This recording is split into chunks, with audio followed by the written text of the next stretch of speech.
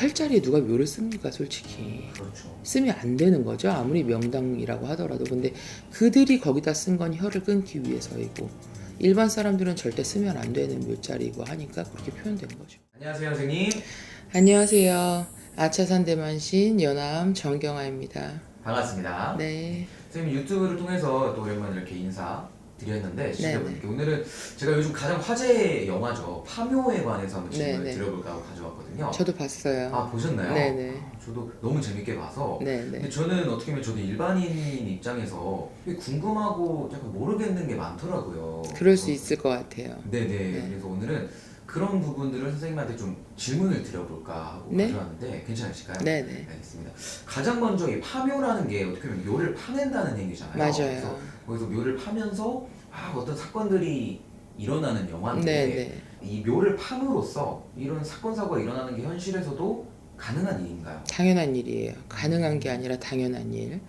근데 영화에서 파묘는 묘를 판 후에 네. 이제 뭐 화장을 하거나 네. 이런 경우들이 나오는 거잖아요. 네. 그거에 이제 연관된 스토리 오컬트 영화이긴 한데 네.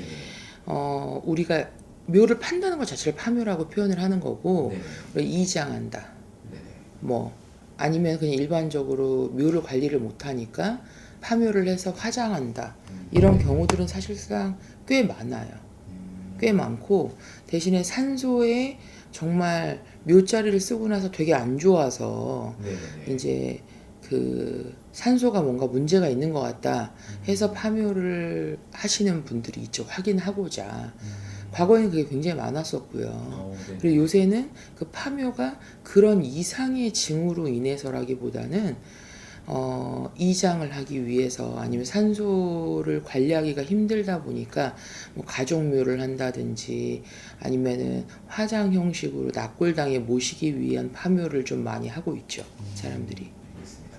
선생님 그러면은 영화 중반부에 그 첩장이라는 게 네, 나오잖아요. 첩장이라는 게 현실에서도 좀 진짜 있는 건가요? 있어요. 있는데 요새는 첩장이 잘 없지만 과거에 사실상 그 영화에서는 이제 그 일제 시대 때 그걸 가리기 위해서 첩장을 한 걸로 나타나지만 과거 조선 시대 때 그만 해도 그러니까 양반가들 혹여는 세력 있는 집안에서 이제 명당자를 찾는 거예요. 근데 거기에 조금 서민들이 이제 묘를 써놓은 자리들이 있는데 그걸 뺏고 싶은 거죠. 근데 누가 옛날에 조상의 묘를 팔겠습니까? 옛날에. 그렇죠.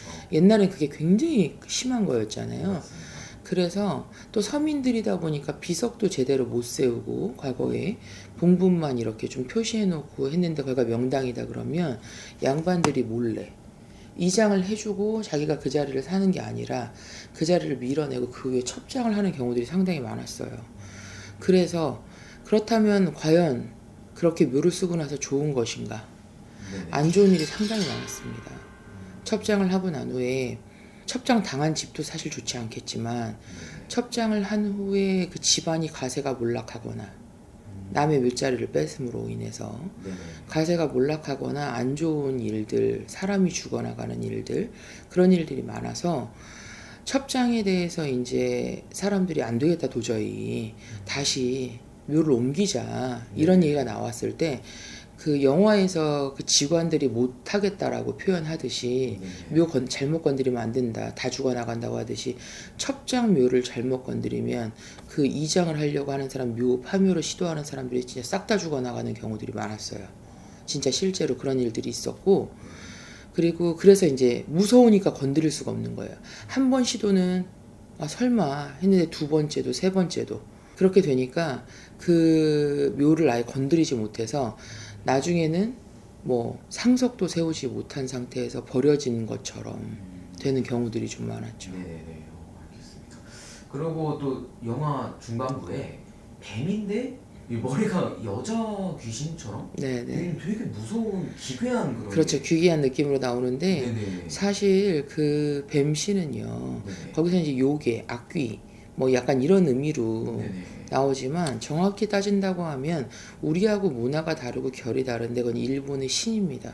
신이요? 네네. 일본의 천황이 모시는 뱀신이 바로 그 형상을 하고 있고요. 제가 한 20년 전에 일본에서 구슬하다가 산에서 네. 몸은 뱀의 형상이고 머리는 여자의 얼굴을 한 그 영을 봤어요. 저 진짜 실제로요? 실제로 주저앉았거든요. 제가 너무 충격받아가지고 상상도 못한 모습이었던 거예요.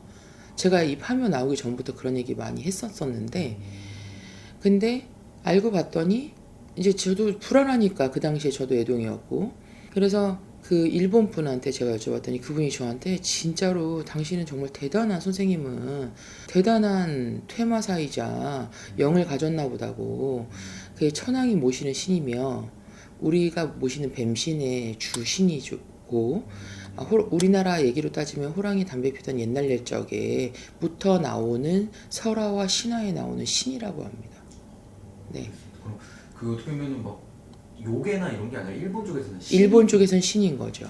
네. 우리가 봤을 때는 괴기스럽고 우리의 신이 아니다 보니까 그렇지만 일본에서는 굉장히 큰 신의 모습인 거죠.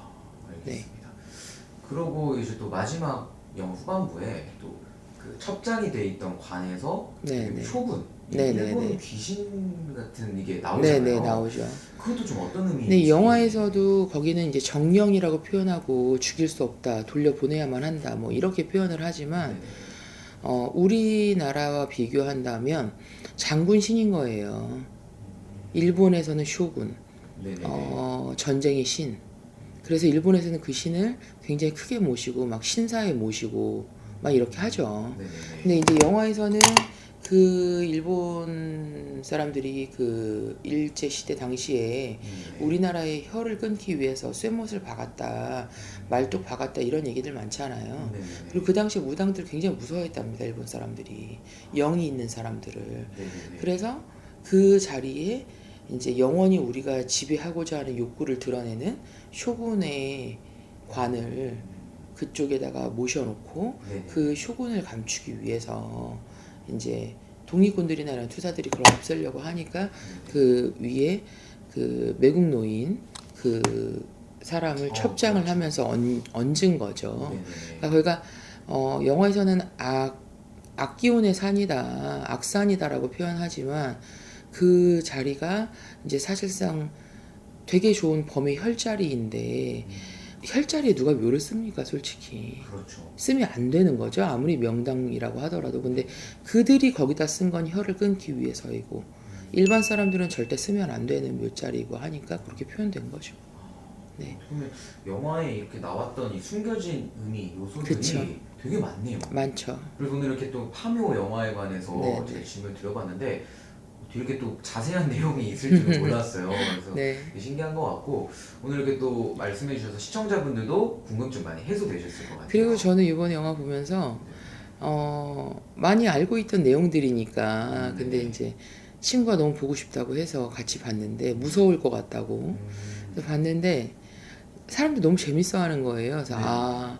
일반 사람들이 이런 무속적인 그리고 이런 영적인 부분에 대해서 상당히 관심이 많구나 생각보다 네네네. 그걸 제가 극장에서도 제가 느낄 수 있었고요. 그런 관심이 있는 만큼 우리나라에 있는 이 무속인들이 갖고 있는 영적 힘과 또 아차산 대만신 연합 제가 갖고 있는 영적 힘과 꾸준히 관심 많이 가져주셨으면 좋겠어요. 알겠습니다. 마무리해서 이렇게 너무 좋은 말씀까지 해주셔서 네. 좋으실 것 같고 시청자분들도 영상 보시고 네. 좀 더 관심이 간다 생각되시면 위에 있는 번호로 연락 한 통 주셔도 좋을 것 같습니다. 네, 감사합니다. 감사합니다.